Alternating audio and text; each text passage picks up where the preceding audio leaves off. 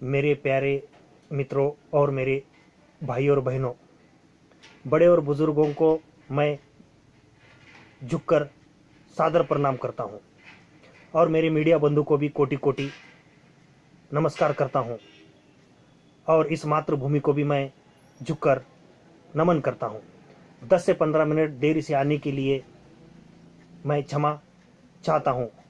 प्रिय ग्रामवासियों, आप लोगों ने जो मुझे गांव के विकास के लिए चुनकर जो सम्मान दिया है, उस सम्मान का कर्ज तो मैं इस उम्र में भी नहीं चुका सकता हूं, लेकिन मैं आपको विश्वास दिलाता हूं, आपके कंधे से कंधा मिलाकर गांव के विकास के लिए मैं लड़ूंगा।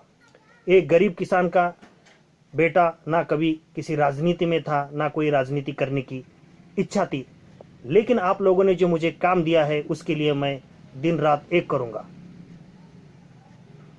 मेरे माता और बहनों, तंत्र की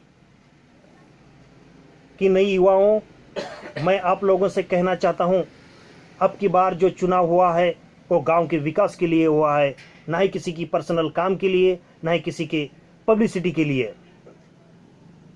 पहले भी सरपंच चुने गए, फिर भी गांव में कुछ कमियां महसूस होती है विकास में। मैं आशा दिलाता हूं, गांव के विकास में अब कोई कमी नहीं रहेगी। आप लोगों ने जो मुझे गांव के विकास के लिए चुना है, उसके लिए मैं दिन रात एक करूंगा, आपके कंधे से कंधा मिलाकर चलूंगा। गर्मी हो या बरसात हो, विकास में कोई कमी नहीं रहने दूंगा। तख्ते बदल देंगे, ताज बदल देंगे, दिन को रात में बदल देंगे, रात को दिन में बदल देंगे।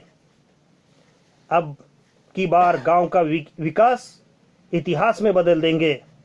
मैं तालियों का मोहताज नहीं हूं, ना आज भी था ना पहले भी था। तालियां तो आप उस दिन बजाना जिस दिन मैं गांव का एक इतिहास, उज्जवल भविष्य लेके आऊंगा, उस दिन आप तालियां बजाना। लेकिन मैं आज कहता हूं, मेरे भाई और बहनों, हमारे गांव का इतिहास पहले जो जैसा था उससे भी मैं उज्जवल बना के दिखाऊंगा। मुझे आपके मान सम्मान और आपका साथ चाहिए। इस बार हमारे गांव की विकास की गंगा जरूर बहेगी, मैं आशा करता हूं।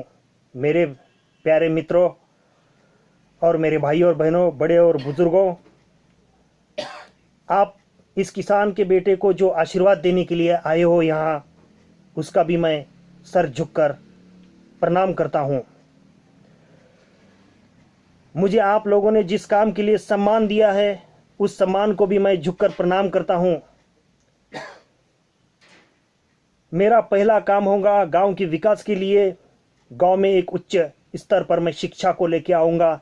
जब हमारे गांव में शिक्षा का स्तर उच्च रहेगा, तभी हमारे गांव का विकास रहेगा।